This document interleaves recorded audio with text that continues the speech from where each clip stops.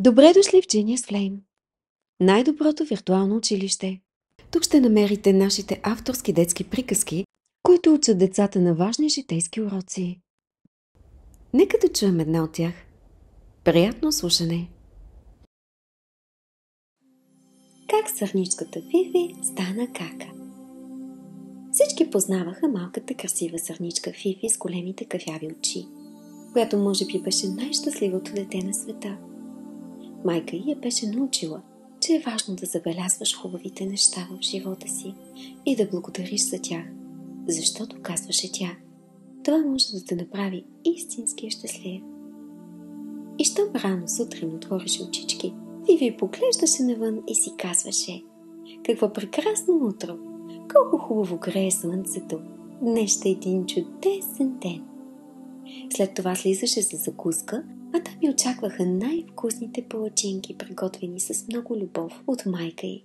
Прясно изцеден сок от зелена сочна трева, който Фифи обожаваше, защото не само, че беше много вкусен, но и беше чувала, че сокът от зелена трева е много полезен за всички сърнички.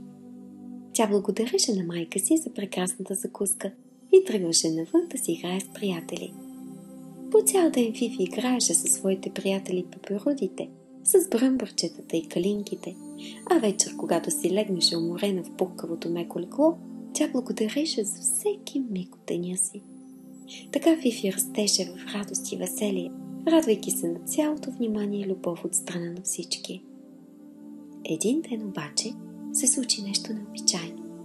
Когато Фифи се прибра от игра, нейните родители й казаха, че имат да й съобщят важна новина. Събраха се всички в хола, където обикновено се събираха на семейен съвет. Това се случваше всеки път, когато предстоеше взимане на важно решение вкъщи. Те седнаха на големия удобен ъгъл диван и казаха на Фифи, че скоро ще става кака, защото ще си има сестриче. Фифи отдавна мечтаеше да си има някой вкъщи, с който да играе по цял ден, и прие новината с голяма радост. Тя започна да подскача нагоре-надолу, сияща от щастие. Много скоро започнаха приготовленията за раждането на бебето. Направиха му собствена стая.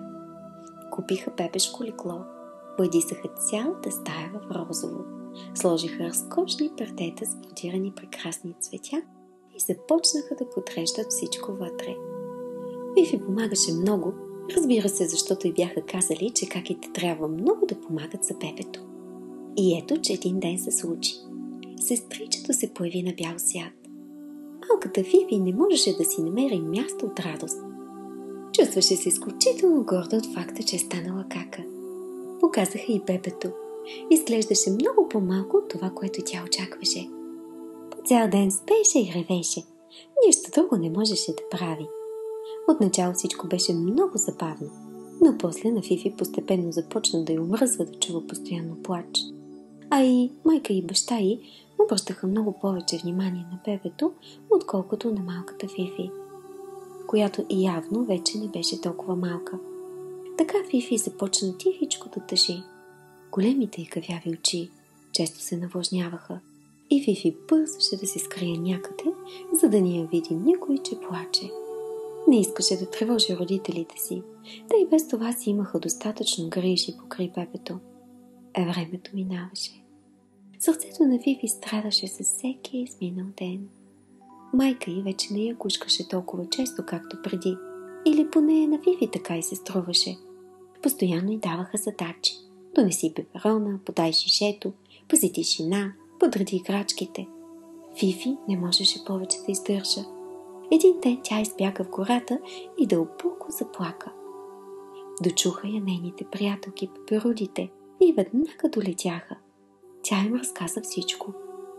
Мислех си, че когато се роди бебето, ще имам с кого да си играе вкъщи, а то само плаче и мама все го гушка, а мен никой не поглежда. Омръзна ми вече. Защо не споделиш с родителите си какво чувстваш, каза бялата пеперудка. Може би те ще те разберат. Те няма да знаят как се чувстваш, ако не им кажеш. Да, отвърна жълтата. На мен мама винаги ми е казвала, че е добре да изподелям всичките си тревоги и притеснения, за да може да се чувствам по-добре. А и тя така ще знае как да ми помогне. Когато човек сподели, му олеква. Винаги казва мама. Може би е добра идея да споделиш с родителите си. Ами, ако ми се скарат? Ако помислят, че не обичам бебето? Не мога, приятели, страх ме е. А ти обичаш ли го? Попита лилавата пеперутка. Разбира се, що за въпрос? Има прекрасни каляви очи. Мама казва, че прилича на мен, когато съм била мъничка. А и винаги, когато плаче, щом отида до нея, тя се успокоява и се спива. Просто искам и мен да прегръщат, точно както беше, когато бях малка. А сега не го ли правят? Попита синята пеперутка. Правят го, разбира се, но много по-рядко. Всъщност, като се замисля, днес мама каза, че съм най-прекрасното слънчице. Може би още ме обичат приятели. Да, трябва да им разкажа всичко. Ще свикам семейния съвет. Благодаря ви! И Фифи се затича радостно към къщи. Тя помоли родителите си да се съберат всички в хола, на големия удобен кръгъл диван, защото искала да им сподели нещо важно. Майка и баща и доста се спогледаха, защото за първи път се случваше Фифи да събира семейния съвет. Явно наистина беше пораснала, помислиха си те и седнаха да я слушат. Тя застана права по средата на хола, закърши лапички притеснено и разказа всичко на родителите си за това как се чувства, как всеки ден от няколко дни насам тайно плаче. Защото смята, че те обръщат повече внимание на бебето, а нея може би не я обичат толкова, колкото преди. Всъщност, това може би и не го мислеше сериозно, просто така и се струваше. След като изслушаха внимателно, родителите й станаха и прегърнаха силно. Те бяха изключително горди от факта, че Фифи беше намерила смелост в себе си да им разкаже всичко. Обясниха й, че обичат безкрайно много и че много съжаляват, че се чувствала така. Обещаха да намират повече време за нея. Даже мама каза, че утре ще си направят пикник в гората и то само двете. А татко й обеща да я заведе на горското лятно кино да гледат любимото й филмче за Мечо Пух. На Фифи така и олекна, сякаш тежък камък и падна от сърцето. А и беше изключително горда от себе си, че сподели проблема си. Жълтата пеперутка беше права. Когато човек сподели мъката си на най-близките, му олеква. От този ден Фифи отново стана най-щастливото дете на света, защото вече не само, че беше кака, но научи и много важен урок. Винаги да споделя с мама и тате това, което я тревожи. Така живота е по-хубав и по-лек. Ако видеото ви е харесало, абонирайте се за канала и го споделете с приятели, за да зарадваме още повече деца.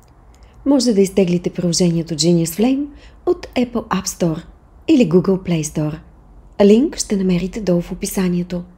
Благодарим ви, че сте с нас. И до скоро! С нова вълшебна приказка.